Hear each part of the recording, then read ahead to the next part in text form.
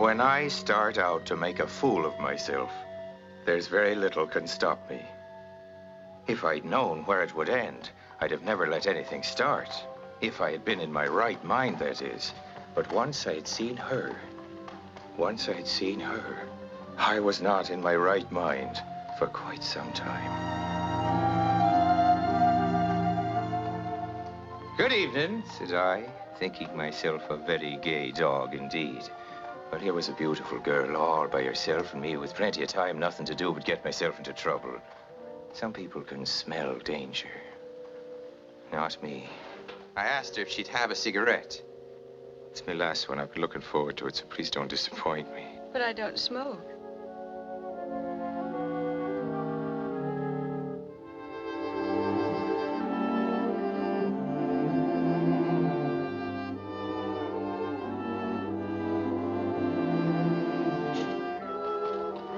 That's how I found her. And from that moment on, I did not use my head very much, except to be thinking of her. But in the park, in those days, the rough young fellas used to be staging hold-ups and the like. Help! Help! However, these young fellas were not professionals.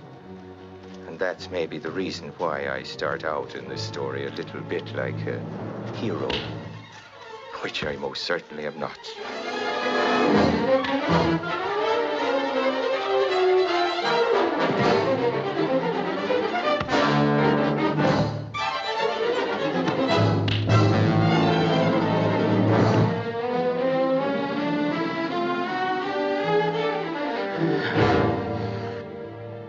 The cab driver was waking up. He was okay, so I borrowed his carriage to drive the lady home.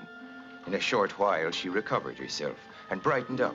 What were the things I found to tell her? To get her mind off the scare she'd had, you know, and to set her thinking as well of the brave fella that had rescued her. Rosalie. Fair Rosalie. It's a name I'm after calling. Rosalie? Why not? It's a gorgeous, romantic little name entirely.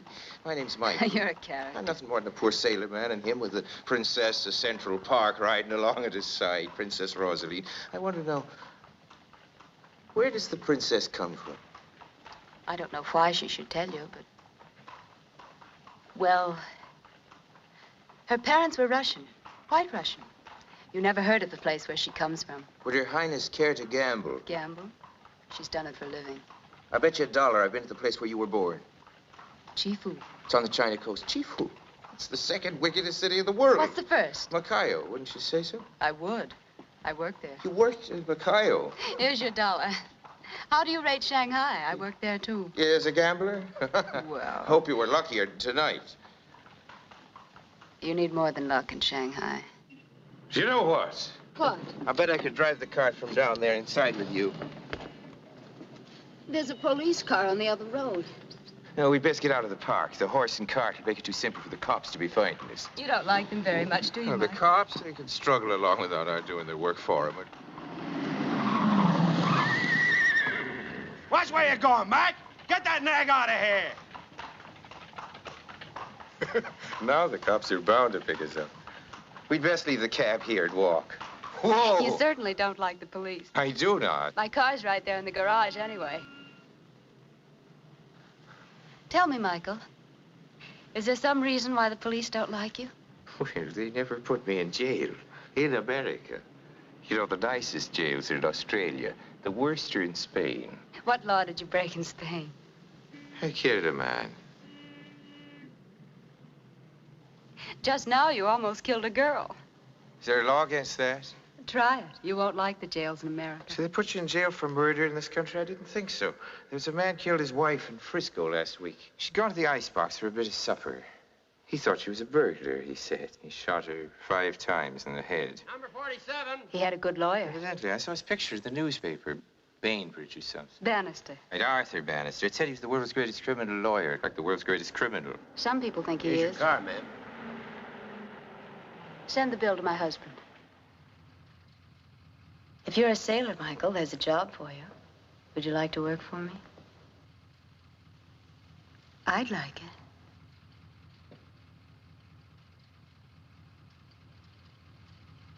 it. I'm shipping out tomorrow. So are we, to the west coast by way of the canal. We're short a man on the crew.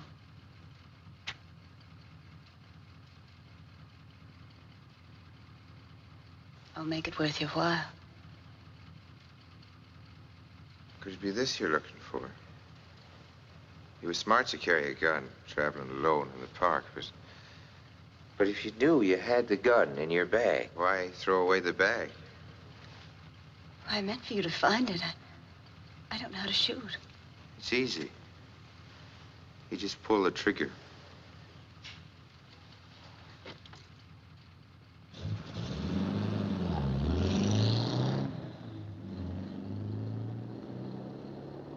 Some dame, ain't she?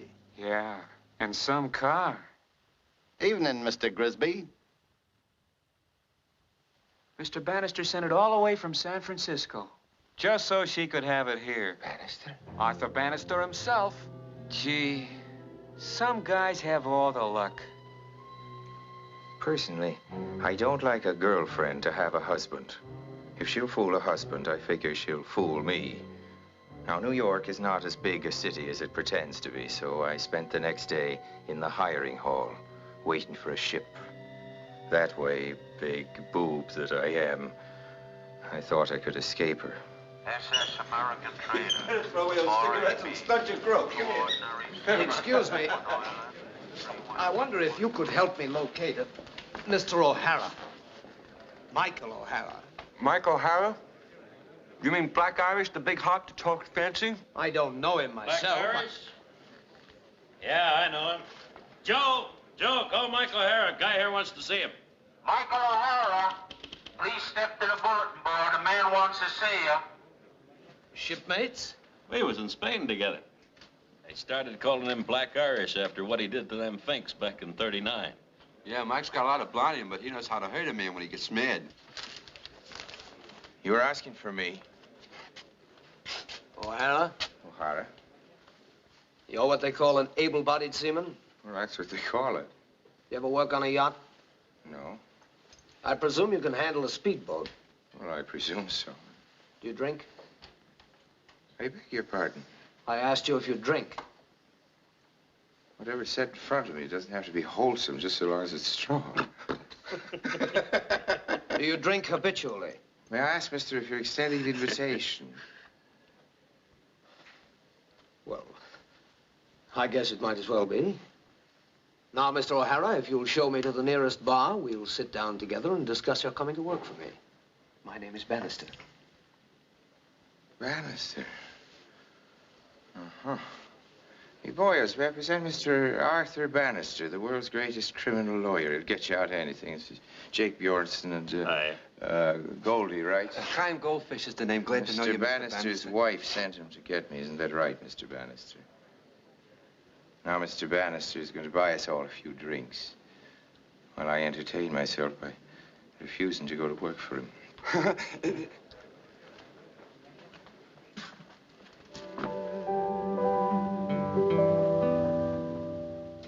You know, Mike saved my wife's life. Oh? Here. Indeed. Would you mind inciting these Clarence number 4? That's all we like to hear. Yeah. Mike's quite a hero. Quite a tough guy. Mister, there ain't no such thing. No such thing as tough guy. What's a tough guy? I don't know. A guy with an edge. What makes him sing better than me? Something in here. What makes it loud? A microphone. That's his edge. Edge? A gun or a knife, a nightstick or a razor, something the other guy ain't got. Yeah, a little extra reach on a punch, a set of brass knuckles, a stripe on the sleeve, a badge that says cop on it, a rock in your hand, or a bankroll in your pocket. That's an edge, brother. Without an edge, there ain't no tough guy. You hear that, Black Irish? It's true. Well, bear it in mind.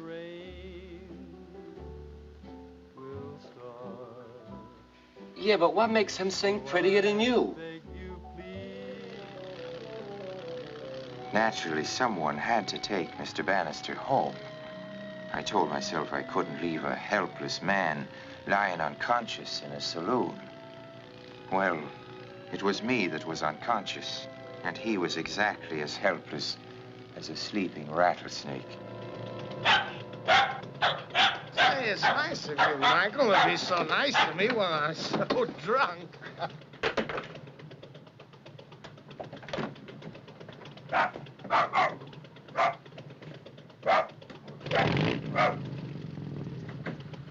I wasn't sure you'd come. I'm not staying. You've got to stay. Lover! Gonna be a real nice cruise. First the Panama Canal, then up the Mexican coast. We need a bosun, Danny boy. Ever done any sailing? A bit of it. I saw you last night at the garage, it was. Somebody else, Danny boy. Not me. Don't go. She needs you bad. You stay. Hey, Mike, if you play your cards right, I think we can get a job for the both of us. I think we'll take it.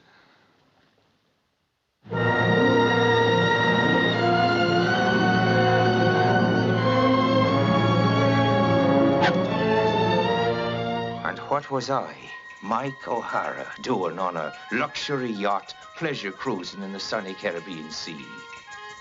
Well, it's clear now I was chasing a married woman. But that's not the way I wanted to look at it. No. To be a real prize fathead like Mike O'Hara, you've got to swallow whole all the lies you can think up to tell yourself.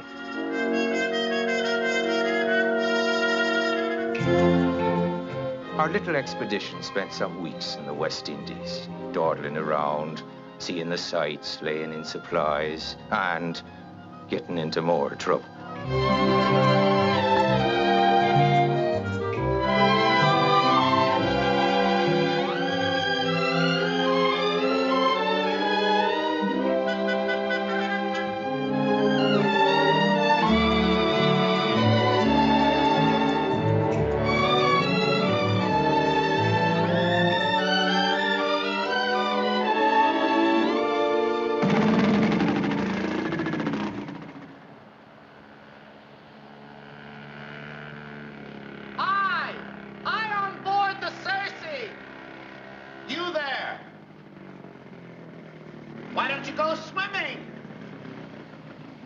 I beg your pardon?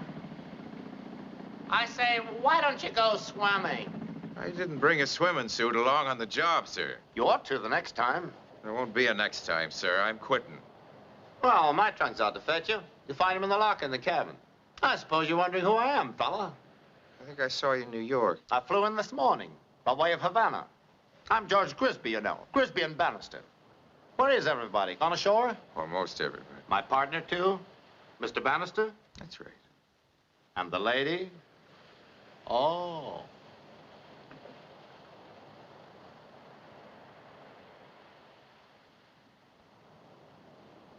Mr. Bannister tells me you once killed a man. You are Michael, aren't you? That's right. I'm very interested in murders.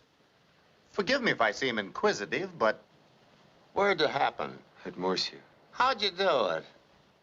Now, let me guess. You did it with your hands, didn't you? Does it ever bother you when you think about it? What'd you do to you? Nothing.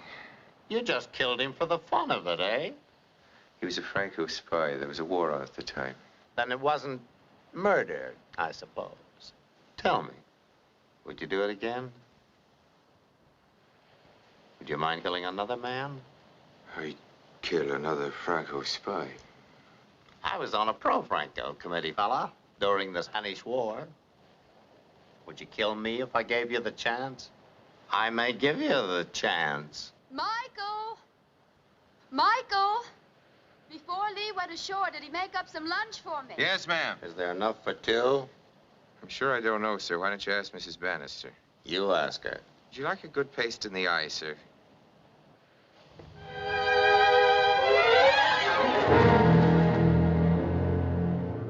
I wish you'd ask me to go swimming.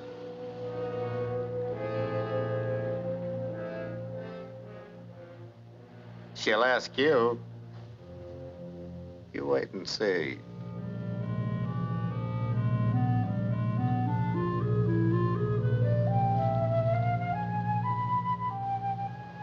Will you help me?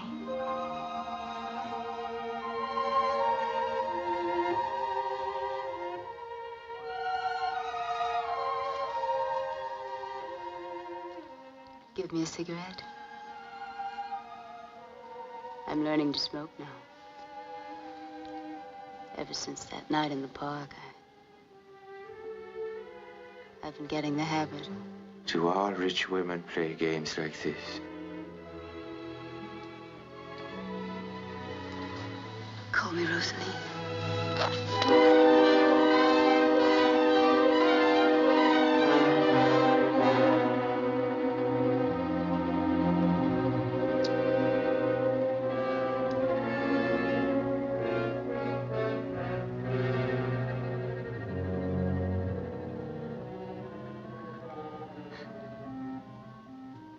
I didn't think you would do that. I didn't either. You're scared, aren't you? You're scared. I'm scared, too.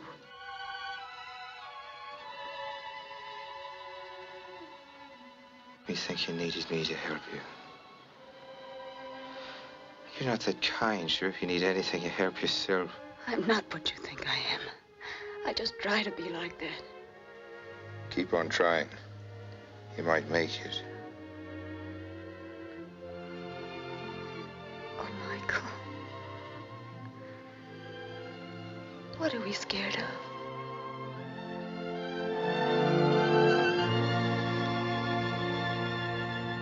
So long, kiddies!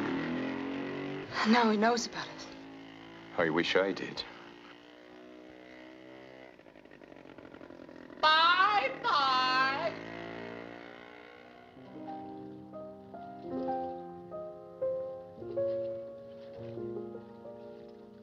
Michael.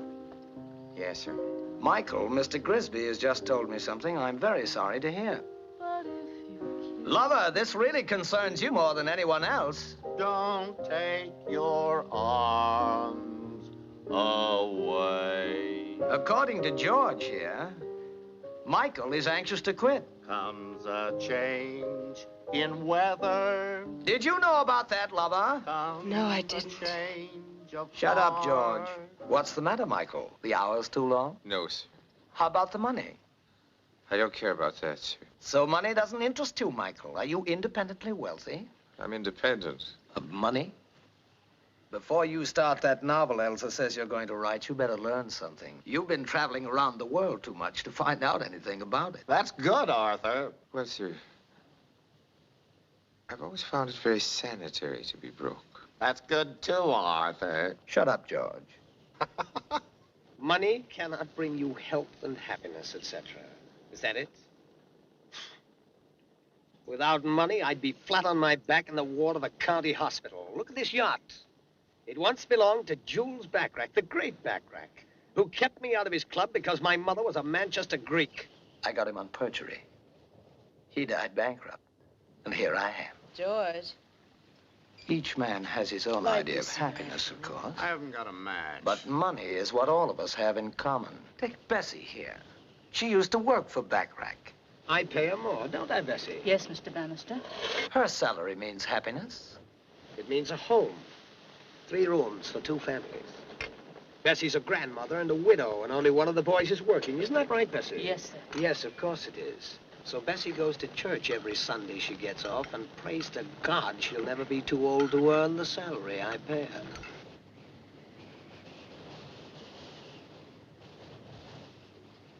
You call yourself independent. Come around and see me 5 years from now. Aye, aye, sir.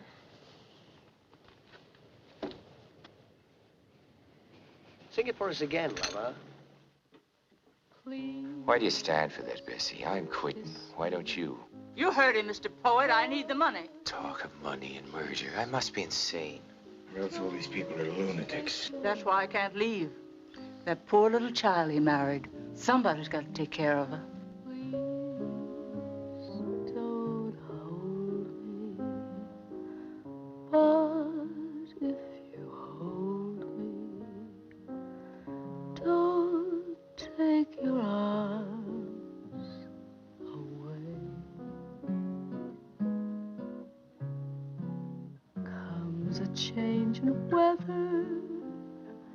comes a change of heart, and who knows when the rain will start.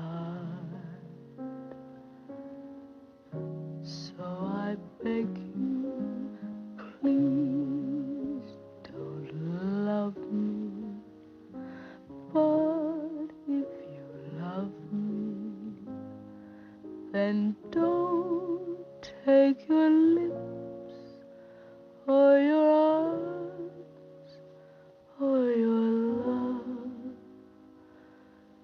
away.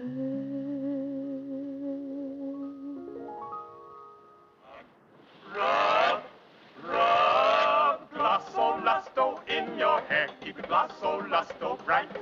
Glossolusto is right.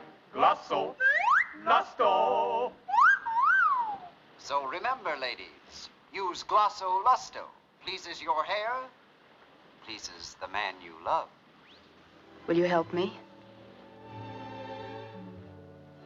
Love. Do you believe in love at all, Mrs. Bannister?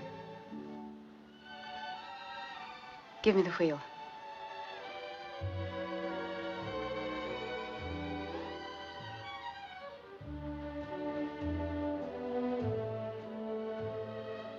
I was taught to think about love in Chinese. The way a Frenchman thinks about laughter in French? The Chinese say it is difficult for love to last long. Therefore, one who loves passionately is cured of love in the end. Well, that's a hard way of thinking. There's more to the proverb. Human nature is eternal. Therefore, one who follows his nature keeps his original nature in the end. Lover? Yes? Aren't you glad I talked Michael into coming along? Lover? He must have changed his mind about me. Faith, Mr. Bannister, I've already told your wife. I never make up my mind about anything at all until it's over and done with.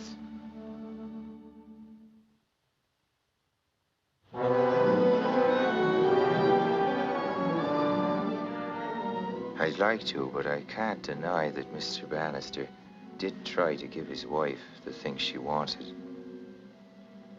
She'd said once that she liked picnics. We were on our way up the Mexican coast when he decided to stop and give her one. Well, Mr. Bannister's picnic party was most typical of him.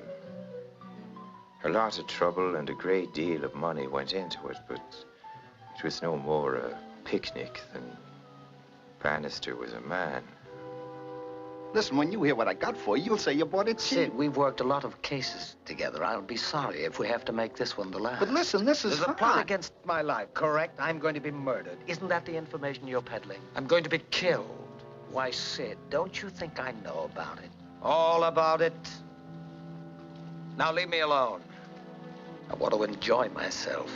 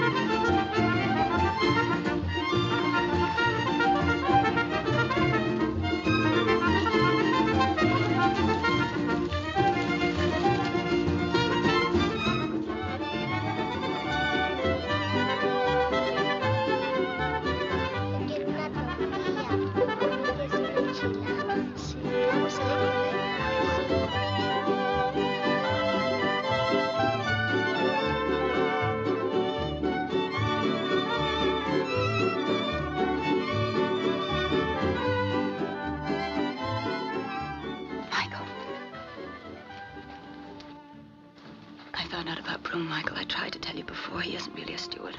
He isn't a good one, that's sure. He's a detective, Michael. My husband hires him to watch me. He wants to fix it so I'll never be able to divorce him. He means we can divorce you. I haven't a cent, Michael. He wants to cut me off without a cent. Does that matter so much? I shouldn't see it would. Oh. I told you, sweet, you don't know anything about the world. Well, lately I've been rounding out my education.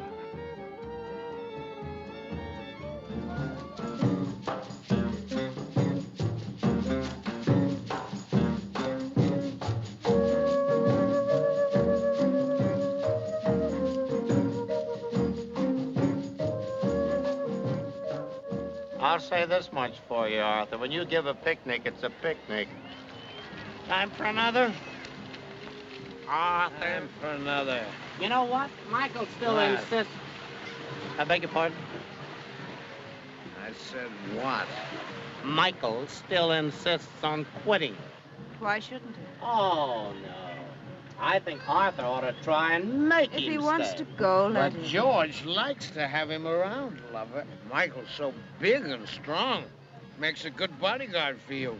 Isn't that what you said, George? I don't need a bodyguard. That's right. Not even a big, strong bodyguard, Don't make lover? another drink. With an Irish brogue? Arthur's had enough. You know, George thinks Michael's fallen for you, and that makes me unhappy. George hopes. But George is wrong again. No, Arthur. George is I always didn't say wrong. anything about Make me Michael and another Elsa. drink, George. Another Grisby special coming up. You know, you're a stupid fool, George. But you ought to realize I don't mind it a bit if Michael's in love with my wife. He's young. She's young. He's strong. She's beautiful. Sit down, darling. Where's your sense of humor?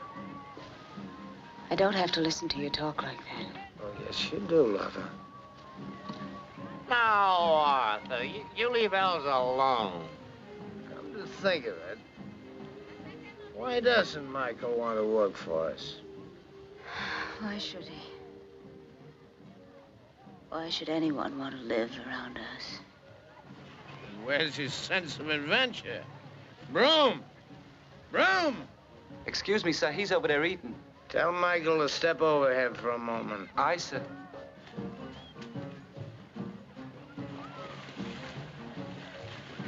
Hey, Mike. They want to see you over there. Mr. Bannister and them.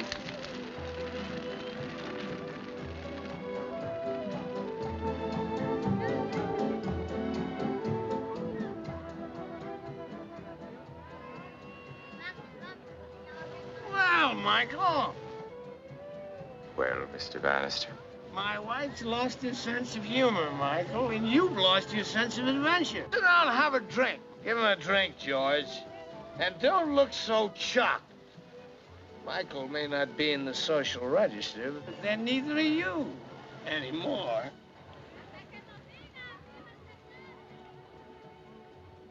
Is this what you folks do for amusement in the evenings? Sit around toasting marshmallows and call each other names? Sure, if you're so anxious for me to join the game, I'd be glad to. I can think of a few names I'd like to be calling you myself. Oh, but Michael, that isn't fair. You're bound to lose the contest. We'll have to give you a handicap, Michael. You should know what George knows about me, for instance, if you really want to call me names. And Michael, if you think George's story is interesting, you ought to hear the one about how Elsa got to be my wife. Do you want me to tell him what you've got on me, Arthur?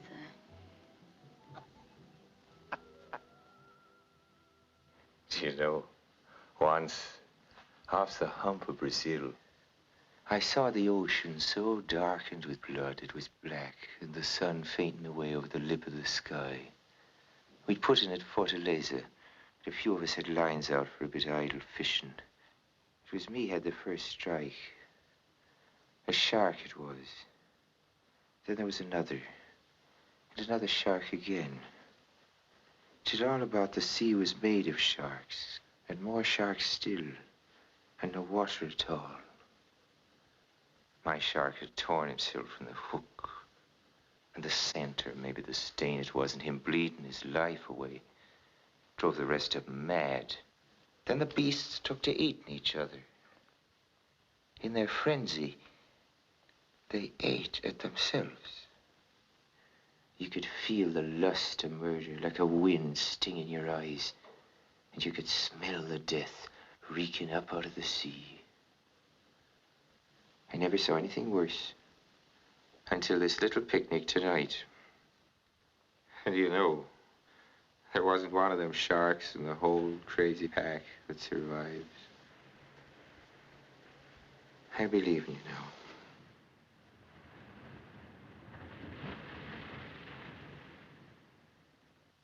George, that's the first time anyone ever thought enough of you to call you a shark.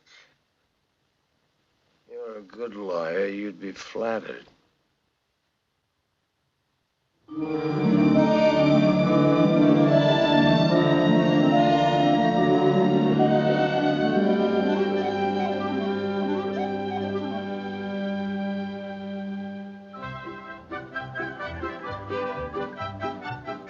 Where's Mrs. Bannister? I'm sure I don't know, sir. She adores it here in Acapulco. So do I. Yeah, it's nice and quaint. But what I want to know is when are we going to get back to Frisco? Mind walking with me, fella? I know all the best places. You might enjoy it. I want to make you a proposition.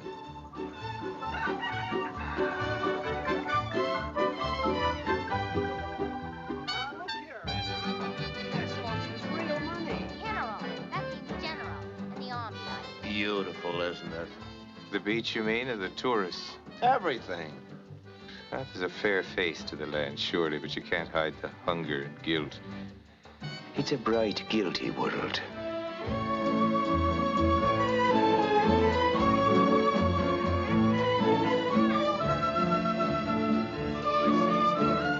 Darling, of course you pay me. What's your guess, Michael? Think the world's coming to an end? Well, there was a start to the world sometime, so I guess there'll be a stop.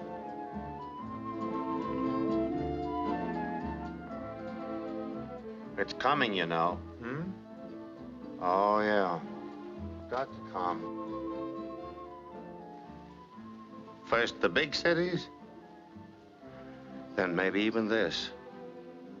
It's just got to come. I prefer to be somewhere else, and it does. I will be. That's what I need you for, Michael. To see to it that I'm not around. How'd you like $5,000? What? That's what I said. $5,000, fella. And what do I have to do for it? I'll fill in the details later. Meanwhile, think it over, Michael. It's $5,000. It's yours. All you have to do is kill somebody. Who, Mr. Grisby? I'm particular who I murder. Good boy. You know, I wouldn't like to kill just anybody. Is it someone I know? Oh, yeah. But you'll never guess. I give up. It's me. I'm perfectly sober, Michael. I'm willing to pay $5,000 if the job is well done. This is a straightforward business proposition. I want you to kill me. So long, fella.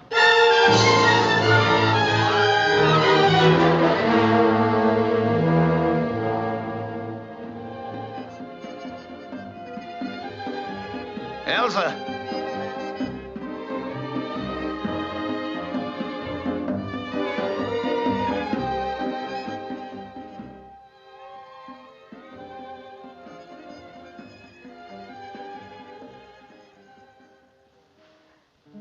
Michael, Yes, you talked to George yesterday. I did. Did he say anything about us? He's afraid the world's going to explode. He talked about suicide.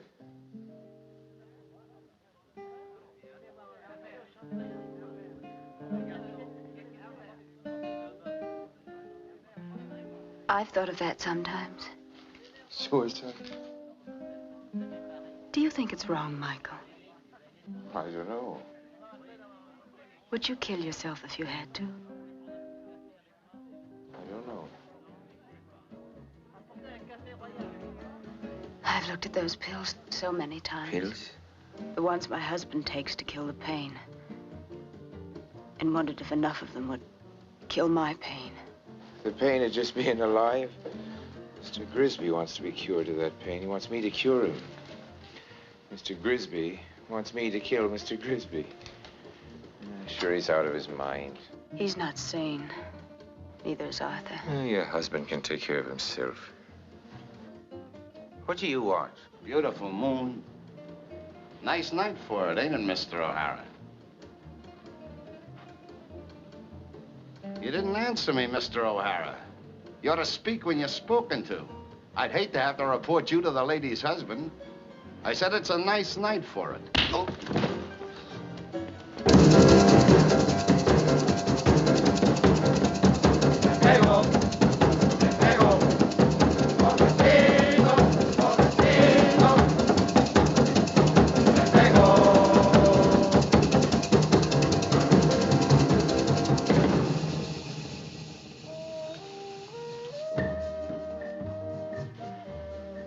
Would you care to dance with me?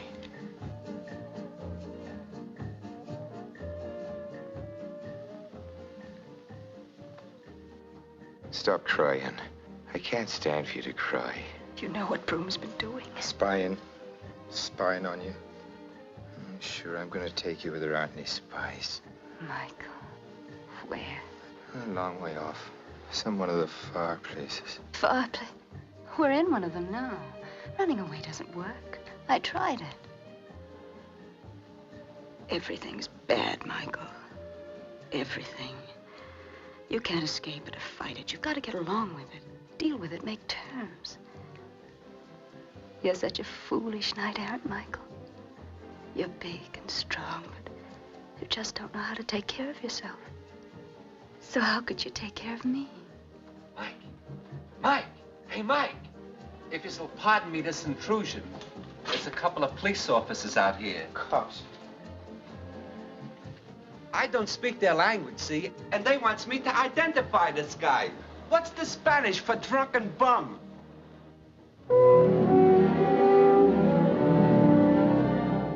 It was early October when we made San Francisco and dropped anchor across the bay from the city in Sausalito. It had been a most interesting cruise. All very rich and rare and strange. But I had had no stomach for it. To begin with, living on a hook takes away your appetite. You've no taste for any pleasure at all but the one that's burning in you.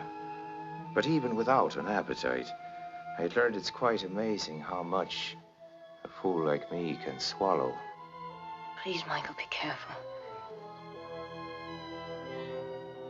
The car's down there. Mr. Bannister's waiting to take you into the city, to San Francisco, but you're not going with him. You're going with me. Michael. You think I can't take care of you? You think I'd be after running off you to a desert island to eat berries and goat's milk? And I'd have to take in washing to support you. Hello, kiddies. There's George. What would you say to $5,000 to get us started? We've got a date with a couple of beers, fella. Arthur was asking for you. He wondered where you'd gone. I won't tell him. You didn't answer my question. $5,000. Goodbye, Michael. Couldn't we start on that? Would you have to take in washing on $5,000?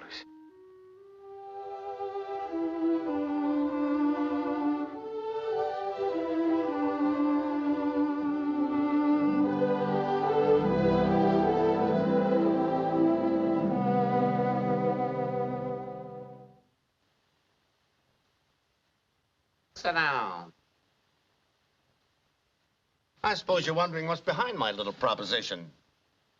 None of your business, actually, but since we're what you might call partners in crime, I might as well tell you that the firm of Bannister and Grisby is insured against the death of either partner. That means if one of us dies, the other stands to get a lot of money. Thanks. Now leave us alone. Yes, sir. Like some other people we both know, I'm not very happily married. And another thing, frankly, I don't want to be within 1,000 miles of that city or any other city when they start dropping those bombs. Michael, there's been a suggestion we drive you into town. Want a beer before you go? I'll be waiting with Mrs. Bannister in the car. Better meet me in my office. Make it late tonight. What for? $5,000. That ought to take a girl and a sailor on quite a nice little trip. I'll meet you at your office. Do. It's a little paper I'd like you to sign. It's nothing very binding or important, really. Just a confession of murder. Here's to crime.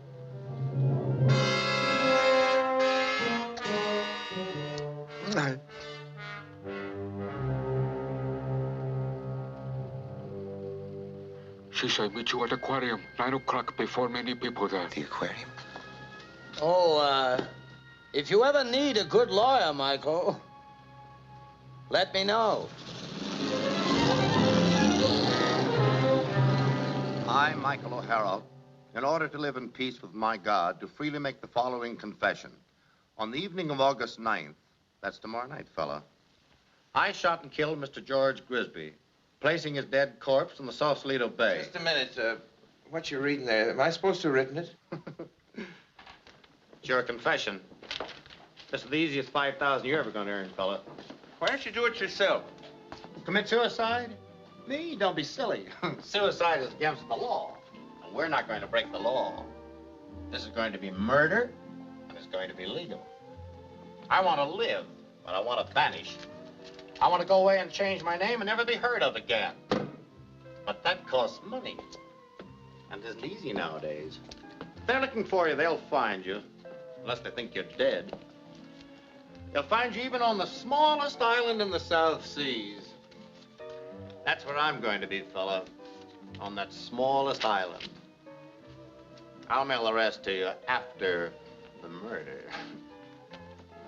But I want to live on that island in peace. That won't be possible unless the world is satisfied I don't exist. You know, the law is a funny thing, fella. The state of California will say I'm dead. Officially dead. Somebody will say they murdered me. That's what I'm paying you for. To murder you? Say you did. Well, what happens to you, really? No, I disappear. What happens to me? Nothing. That's the joker. You swear you killed me, but you can't be arrested. That's the law. Look it up for yourself. There's no such thing as homicide unless they find a corpse. It just isn't murder if they don't find a body. According to the law, I'm dead if you say you murdered me. But you're not a murderer unless I'm dead. Silly, isn't it?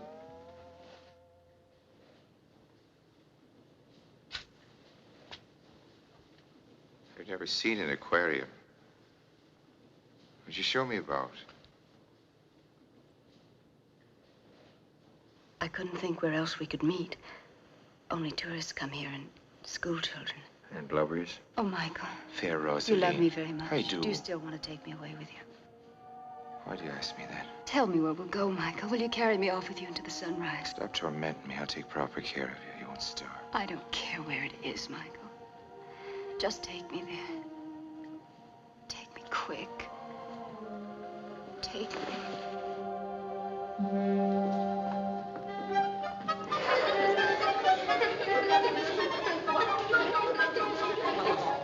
Come on,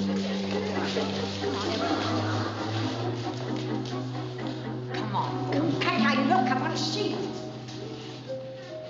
I don't want you to worry about us, Rosalie. Oh, Michael, I'm making worried arrangements. about you. The things you said yesterday about money. You didn't sound like you.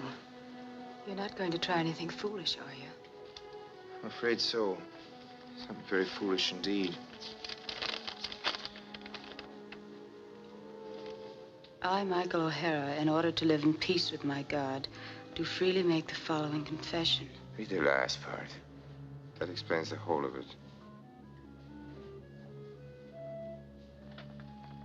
We arrived at the boat landing at approximately 10:20. Mr. Grisby said he heard a sound, something suspicious. He said he was frightened of a holdup and asked me to get the gun out of the side pocket of the car just in case.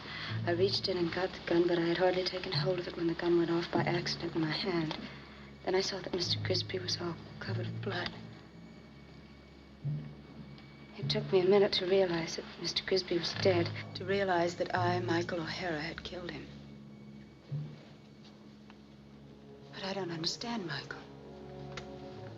What were you doing with George in Sausalito? Says Mr. Grisby wants to spend the night on the yacht and asked me to drive him there.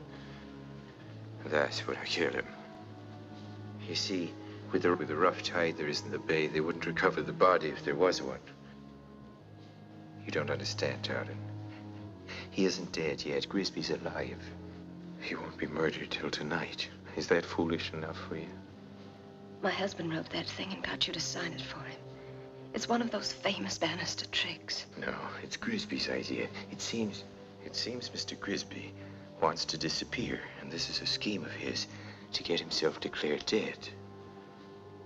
There's more to it than that, Michael. I don't know what, but there's more. It's a trap of some kind. You meet George tonight, just as he arranged. Go with him to Sausalito and do whatever crazy nonsense he asks you to do. As long as nobody gets hurt, it won't matter.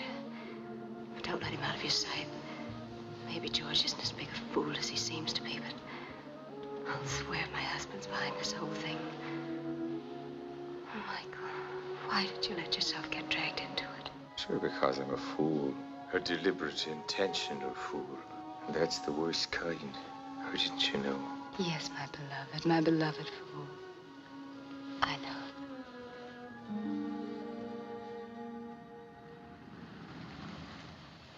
I don't think there's anybody home. Just Broom. Mr. Bannister's in the city, and Mrs. Bannister, I think, went to the movies. Better wait for me in the kitchen. Okay. Make some coffee. We'll both need it. I've got things to attend to.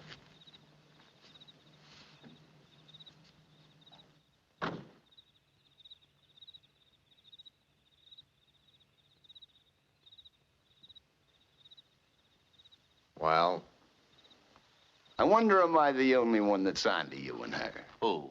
Nobody else seems to guess you're sweet on her. That ought to be worth a little extra. But I'll throw it in for the same price. What are you selling? I can shut up. That's what I'm selling. You see, I'm a snoopy kind of a guy. I find things out. I get around. I got around one afternoon in Sausalito. I overheard a little conversation down in Mexico. I found out about a little plot of yours. I guess you wouldn't want me to say nothing about how you're fixing to frame Michael. Yeah, frame him for a murder you're gonna commit. Well, let's talk it over tomorrow, huh? When you'll be playing dead and somebody else we both know is really dead? No, thanks, Mr. Grisby. We'll settle our account right now. All right, Broom. If you insist.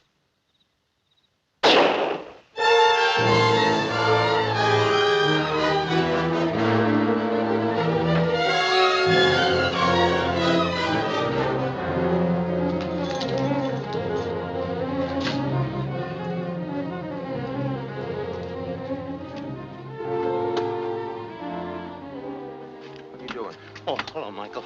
I'm sorry. You drive. Were you shooting a gun? Yeah, we're just doing a little target practice. That's what you're gonna say, isn't it, when you shoot the gun down by the boat landing? People come out of the bar to see what happened? You're gonna say, I was just doing a little target practice. Of course, really, you're supposed to have shot me. And later, when nobody's looking, you're supposed to have thrown my corpse into the bay.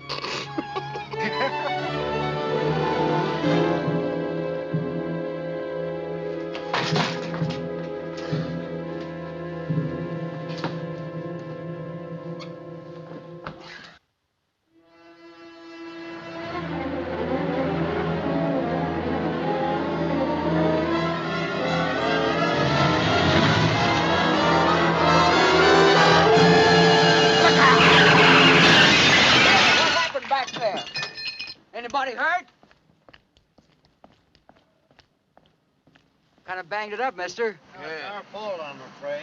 Here's my card. Let me know if there's any damage. Looks like you got damaged. Hey, look at your hand. It's cut It's bad. okay, fella, really. It's all right. Good night. Well, good night, Mr. Grisby. Good night. Did he get a good look at it? What's that? Truck driver, I mean.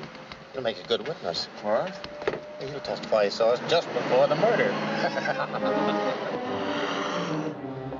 Bruce, are you ill? I got some lead in me where it hurts. I'll call a doctor. Did already. Trouble is, the doc will report the police. Police will want to know who was the certain party who shot me. Don't worry, he'll get his. There's going to be a murder. Ain't going to be no fake murder, not this time. Somebody's going to be killed. You mean? Yeah, your husband. Maybe he's the one that's going to be knocked off. What? Could be. You'd better get down to his office if you want to do anything about it.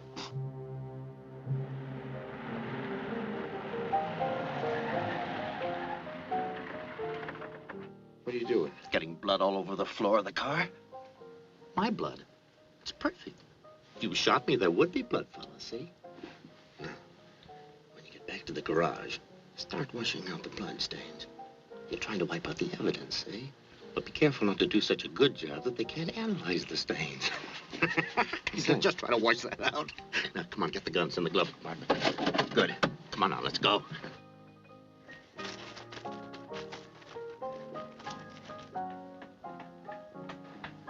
Now, be sure and let the people in the bar in there get a good look at you.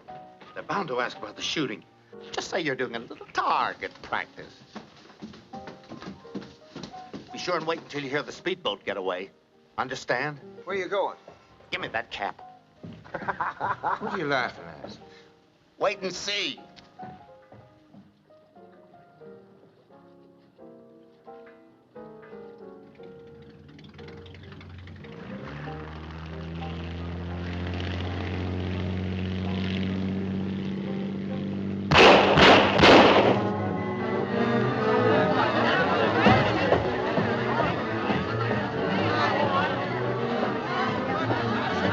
Get the law!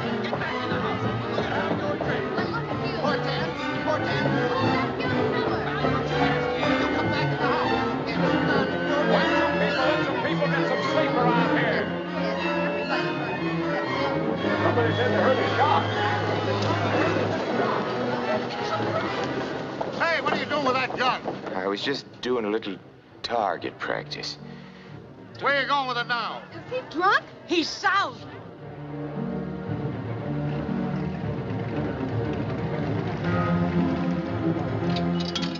San Rafael, please. San Rafael, please.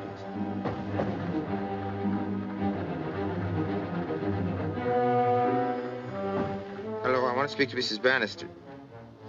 What? It's me, Bro. Get down to the office, Montgomery Street. You was framed. Grisby didn't want to disappear. He just wanted an alibi. And you're it. You're the fall guy. Grisby's gone down there to kill Bannister. Now! Hello? Hello? Hello?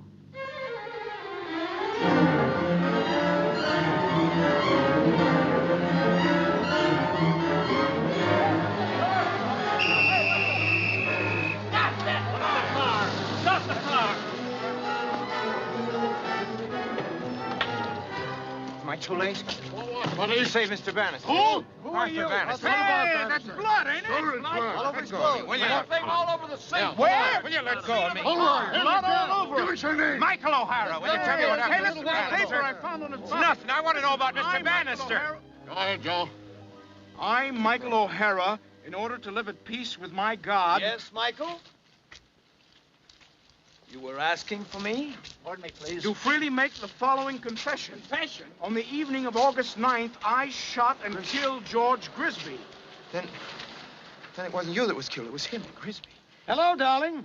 Have you heard the news? George has been murdered. He was found here in the street with Michael's cap in his hand. Michael is going to need a good lawyer. Well, it's my own fault, but that's how I got into it, big boob that I am. I began to ask myself if I wasn't out of my head entirely. The wrong man was arrested. The wrong man was shot. Grisby was dead, and so was Broom. And what about Bannister?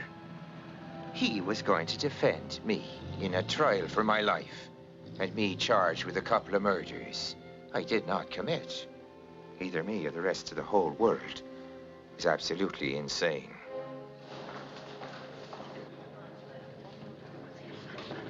You know my associate, Mr. Seeley, dear. He's Hello. arranged for your pass into the jail. It's right here in the building. You want him to take you? I'd rather go by myself. All right, Seeley. I'll join you in the office. Okay, Mr. Bannister. Excuse me, Mrs. Bannister. So you want to be alone with Michael? It was your idea. Morning, Bannister. Good morning, Judge. That boy of yours still in the hospital? Been home since Tuesday. Well, that's fine, Judge. Thanks. Wasn't it your idea? What's that, lover? Oh, I beg your pardon. Wasn't it your idea? Isn't it your idea to save Michael from the gas chamber? And Arthur Bannister is the only one who can do it. What do you think? Be sure and get Hello, that. Galloway. Hi, Bannister. How's tricks? You know our district attorney, dear? How do you do, Mrs. Mr. Bannister? Oh, Fassbender. I was the murdered man's partner. The other victim was my servant. If I defend Michael, any jury is going to figure I have reason to believe that he's innocent. And you have reason to believe that Michael is innocent?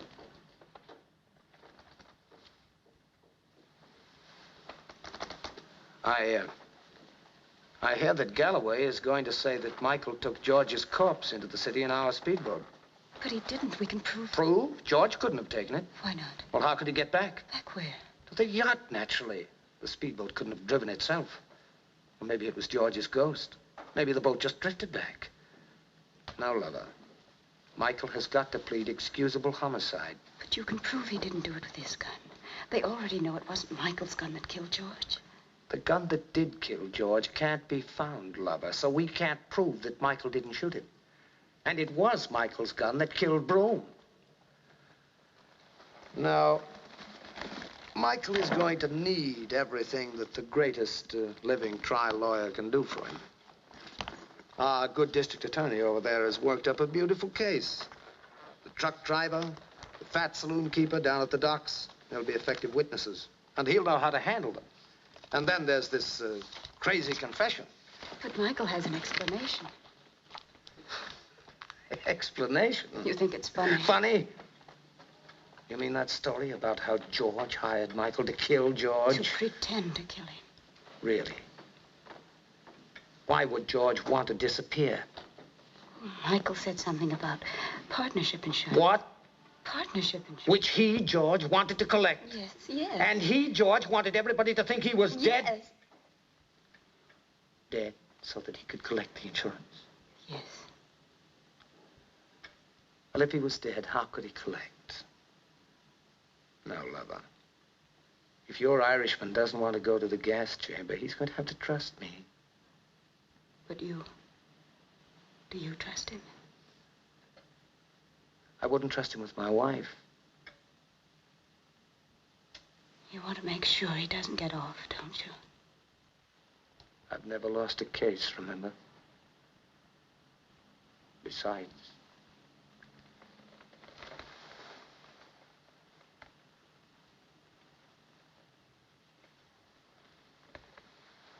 my wife might think he was a martyr. I've got to defend him. I haven't any choice.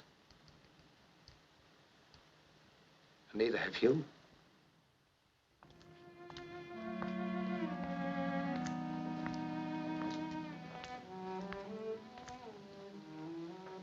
Hello. It looks bad for me, isn't that what your husband says? Whatever else he is, Arthur's a marvelous lawyer. You've got to trust him, Michael. Why? Why should I trust him? Because it's your only chance. Because I want you to. That'll have to do for a reason. Michael, why did you kill Broom? What? Don't be afraid to tell me, please. I just want to know. Well, sure, does Grisby kill Broom? It was him who's going to murder your husband. George, kill Arthur? You know that. What could he possibly gain from it? Well, for one thing, he couldn't get a divorce. What? Yes, that was the chief reason Grisby wanted people to think he was dead so he could get away from his wife. Wife? But that's impossible. Why? George didn't have a wife.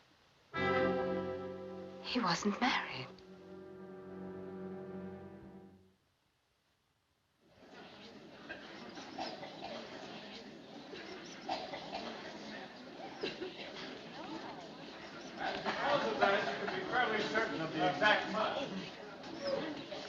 Mrs. Bannister, hey, I saved a seat for yous. Would you gentlemen please move over? Don't you? Oh, I just want to look at her. Sit down. Question calls for the operation of the officer's mind. Sustained. Very well. In the interest of saving time, we'll proceed. As I'm sure Officer Peters is most anxious to go home to his wife and family before returning to duty. Now then, Officer Peters, except for the blood, the clothes were dry. Yes, sir. They were dry. Yet the defendant stated in his confession that he threw the body into the bay. Your Honor, the district attorney isn't cross-examining. He's making speeches. That simply isn't so. I move for the declaration of mistrial. These are grounds that the jury is being prejudiced. These are some of the great Bannister's trial tactics in appeal for sympathy. District attorney is beginning to get vicious. When you two gentlemen get over your argument, tell me who won. Then I'll decide on the objection. Objection sustained. Your witness, Mr. Bannister. No questions. Except, yes. Officer Peters, I don't wish to keep you from your wife and children any more than the district attorney who was so concerned about them a moment ago. But I would like to ask you one question. Officer Peters, have you a wife and children? Well, no. Thank you. You may step down. Oh, your next witness. I call Arthur Bannister. It's certainly unusual, Your Honor, to put a defense attorney on the witness stand, but I'm confident that my client will make no objection. Hey, Galloway can't make Bannister testify against his own client, Ah, can he? Hey, what happened? Oh, sit down. Why should I down? Your Honor, I wouldn't take this step if there were any more effective means of establishing the evidence I wish to bring forward. With my client's express permission. Mr. Bannister will take the stand. I've never seen anything like that before. I always thought he was smart. I don't come any smarter. You ain't kidding. You solemnly swear the evidence you're about to give in this case be the truth, whole truth, and nothing but the truth, so help you God? State your name. Arthur Bannister.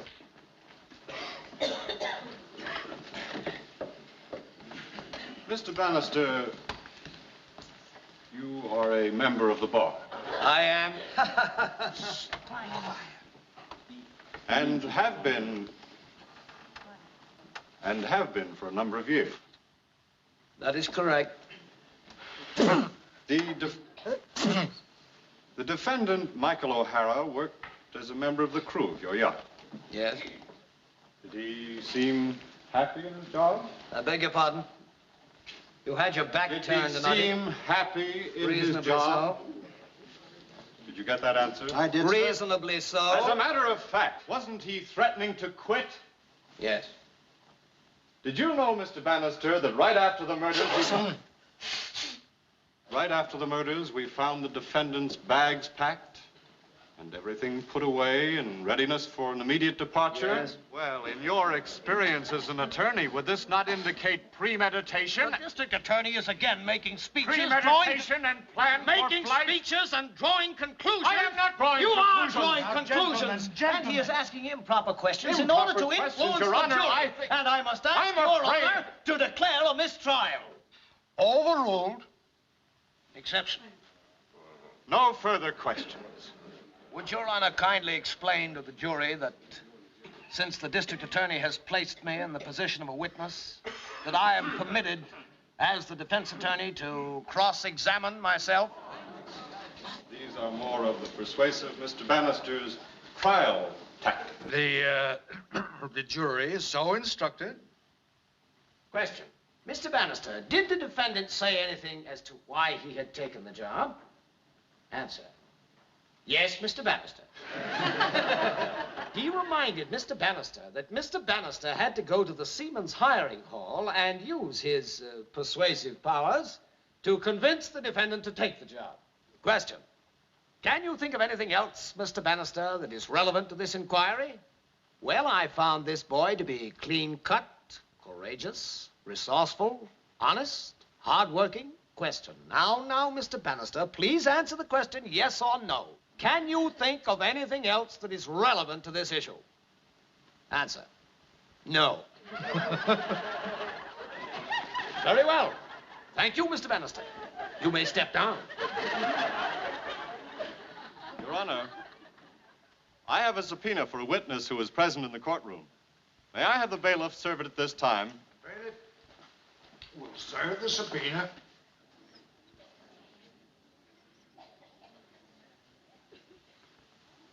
I call Mrs. Arthur Bannister.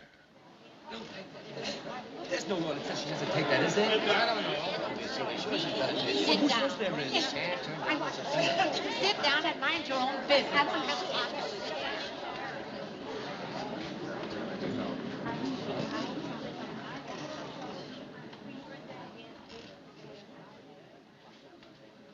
Raise your right hand. Do you solemnly swear the evidence you're about to give will be the truth, the whole truth, nothing but the truth, so help you God? State your name. This is Arthur Bannister.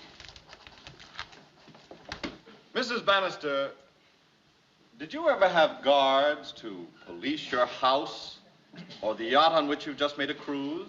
No, Why? we never felt the need of it. You have no children, have you? I have no children. You have no children. So you were never concerned about kidnappers, is that correct? That is correct. There was a man employed in your house and on your husband's yacht named Sidney Broom? Yes. You've known Mr. Broom for several years. No. Would it surprise you if I were to tell you that the detective hired by your husband in divorce cases was Sidney Broom? The man who was employed in your house as a butler and on your husband's yacht as a steward and who was subsequently murdered. I object. Does counsel deny that... Oh, overruled. Does counsel deny that the butler Broom is the detective Broom used by him in divorce cases? Mrs. Bannister, can you think of any reason why your husband would want to hire a divorce detective other than to watch you? I object. Objection sustained. As a matter of fact, didn't you and your husband have an argument about your showing an infatuation for O'Hara? We did not. Isn't it a fact that the defendant O'Hara made advances to you and told you he was infatuated with you? He was very respectful. Speak up, Mrs. Bannister. He was very respectful. And I think he was fond of... Just what is your definition of fond, Mrs. Bannister? As a matter of fact, you and Michael O'Hara have kissed each other, haven't you? To name one occasion, you were seen in the aquarium of this city kissing each other. Do you deny that?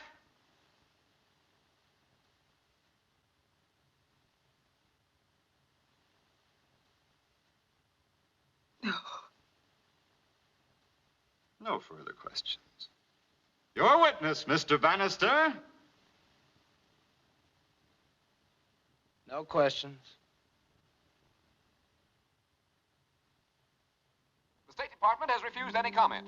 Meanwhile, here in San Francisco, the fate of Black Irish O'Hara, notorious waterfront agitator whose trial for the murder of socialite George Grisby has held the front pages these recent weeks, remains undecided, as the jury, already out 7 hours, has still to return a verdict. The whole Black Irish case, according to well-informed sources here...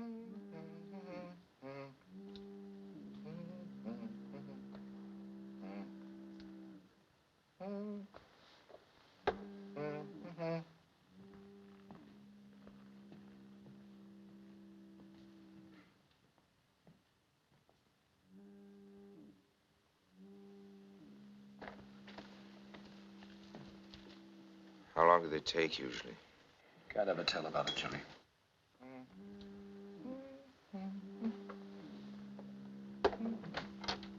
Excuse me, Your Honor. Oh, yes? The jury's coming out now. Oh, thank you, Officer McNulty.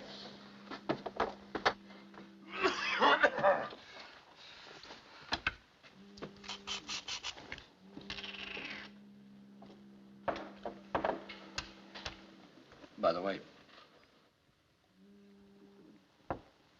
What has Elsa been telling you? Or did you imagine that I didn't know she's been coming to see you? She asked me to trust you. But you The don't. jury has reached its verdict, Mr. Bannister. What? Because I know you wanted me to be convicted. Now that it's too late for you to do anything about it, I might as well tell you. This is one case I've enjoyed losing. I'm coming to see you in the death house, Michael. Every day. Our little visits will be great fun. I'm going to ask for a stay of execution. I really hope it'll be granted. I want you to live as long as possible before you die. You're talking kind of tough, aren't you, Mr. Bannister? I've got an edge. I know you're going to the gas chamber. Don't be so sure. I know the killer. I know who murdered Grisby. Michael.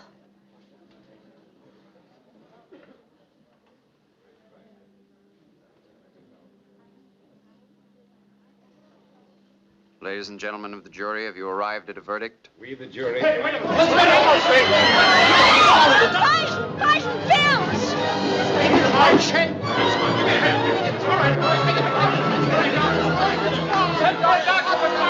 Just talk to the doctor on the phone. He's coming right over. Said to keep him on his feet. We need some help. I can control this crowd all by myself. The way I understand it, Mr. Galloway, he'll be all right if we keep him moving. I need help in Doctor there. says if he goes to sleep, he's done for. Done for well. I need at least 2 of you officers to control the crowd in my courtroom. I'll try and get the reporter. You stay here.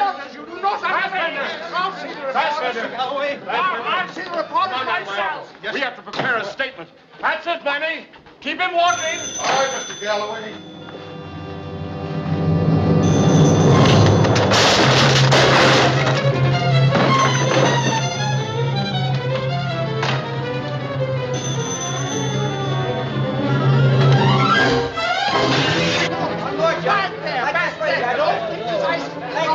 No pictures, please now.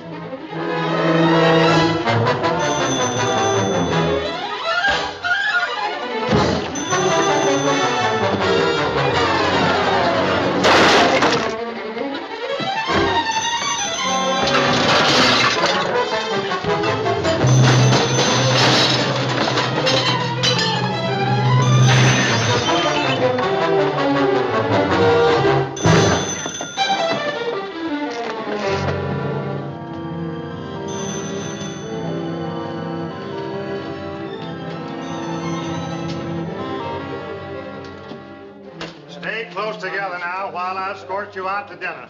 Sure, it's Mike. What can you do? We gotta think of something. Hey, that's another jury. From another trial across there. Please do He's not walking talk out with about the case outside of this jury room. The judge hopes that you will arrive at a verdict as soon as possible. Hey! That way! Come on, let me go! My goodness! My window, my chest drum, McNulty, Officer Fishbine. I expect a full report from you. Get off the floor, Officer Fishbine. You know, no pictures. Hello? That woman's too nice looking to have stolen all that jewelry. Jury duty is such a responsibility, don't you think? Hey, you! You were told not to talk about the case. Now, don't let it happen again. All right, keep moving.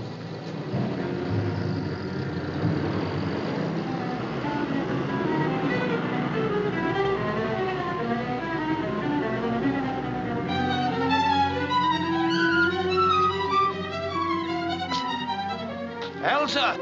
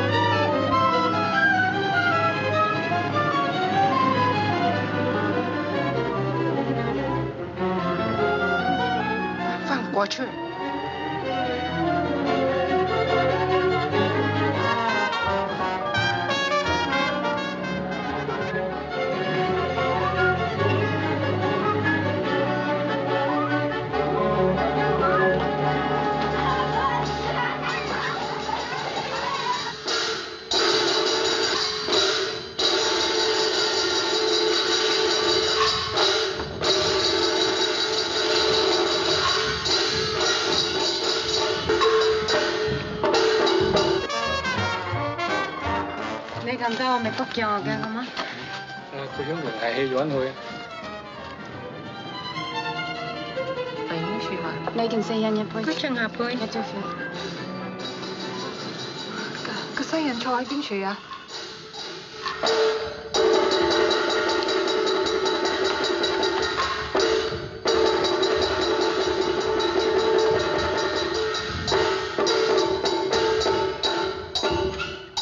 啱先邊處 ？Backstage mission。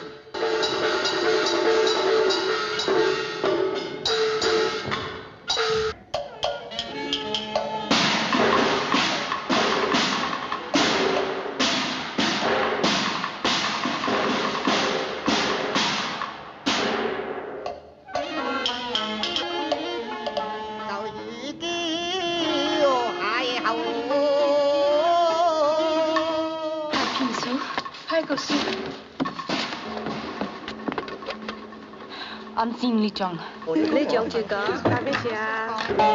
打我羅，約嗰個肉嘅人，打我羅。Hello Lee。Hello，我係李剛。唔該你幫咗我。我哋係油快蛋油快冚窿嘅法律都幫助你。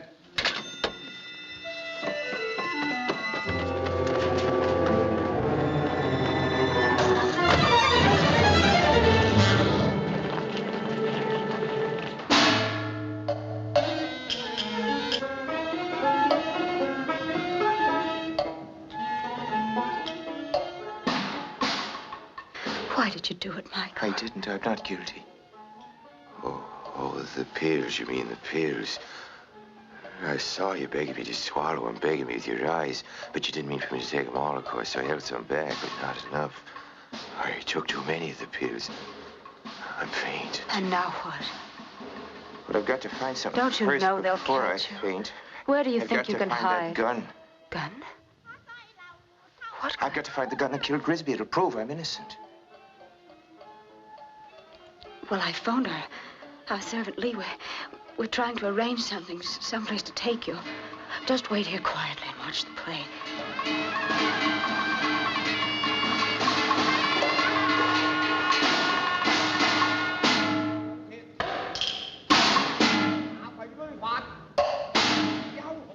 The police.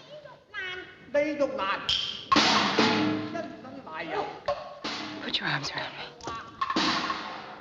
有鐵通，大人有何名字啊？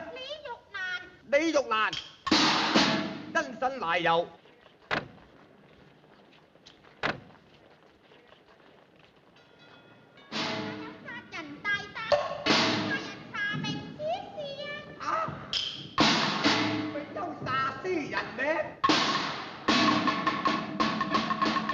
Don't move.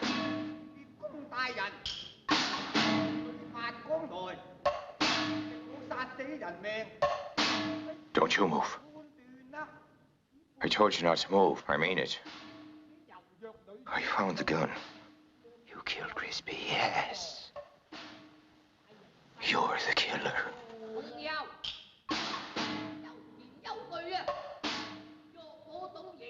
Need his help?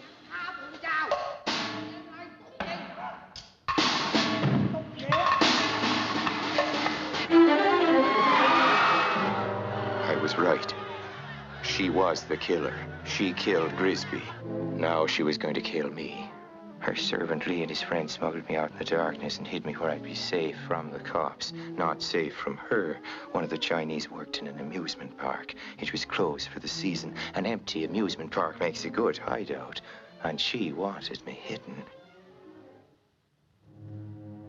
Well, I came to in the crazy house. And for a while there, I thought it was me that was crazy. After what I'd been through, anything crazy at all seemed natural. But now, I was sane on one subject, her. I knew about her. She planned to kill Bannister. She and Grisby. Grisby was to do it for a share of Bannister's money. That's what Grisby thought. But of course, she meant to kill Grisby, too, after he'd served his purpose. Poor Howling idiot. He never even did that. He went and shot Broom, and that was not part of the plan. Broom might have got to the police before he died. And if the cops traced it to Grisby, and the cops made Grisby talk, he'd spill everything, and she'd be finished. So she had to shut up Grisby, but quick. And I was the fall guy.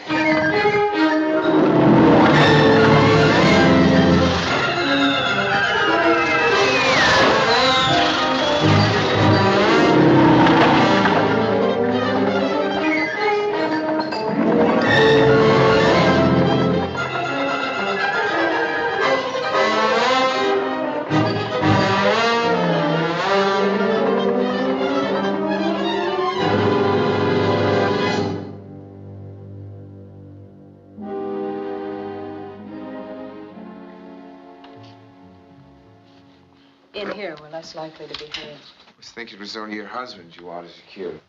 Why don't you try to understand? George was supposed to take care of Arthur, but he lost his silly head and shot Broom. After that, I knew I couldn't trust him. He was mad. He had to be shot. And what about me? We could have gone off together. Into the sunrise. You and me, or you and Grisby. I love you. One who follows his nature keeps his original nature in the end. But haven't you heard ever of something better to follow? No.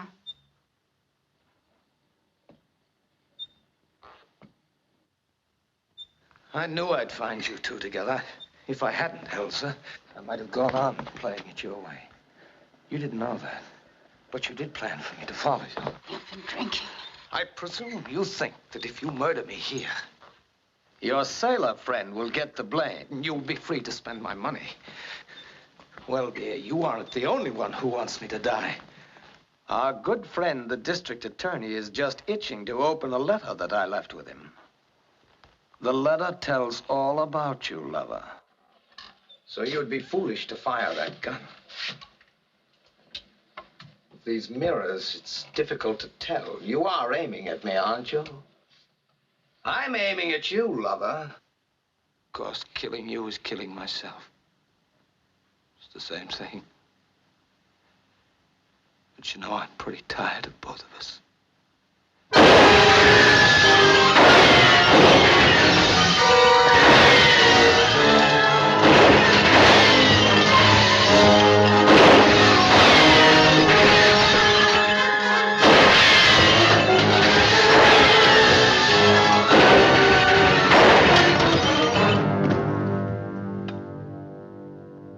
You know, for a smart girl, you make a lot of mistakes.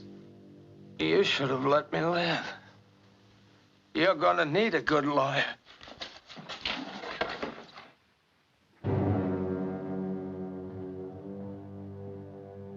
He and George. And now me. Like the sharks, mad with their own blood, chewing away at their own selves. It's true. I made a lot of mistakes. You said the world's bad. We can't run away from the badness, and you're right there. But you said we can't fight it. We must deal with the badness, make terms. And in the badness, deal with you. And make its own terms in the end, surely. You can fight, but what good is it? Goodbye. You mean we can't win? No, we can't win. Give my love to the sunrise. And we can't lose either. Only if we quit. And you're not going to. Not again. Oh, Michael. I'm afraid. Michael. Come back here. Michael. Please.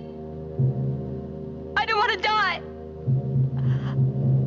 I don't want to die!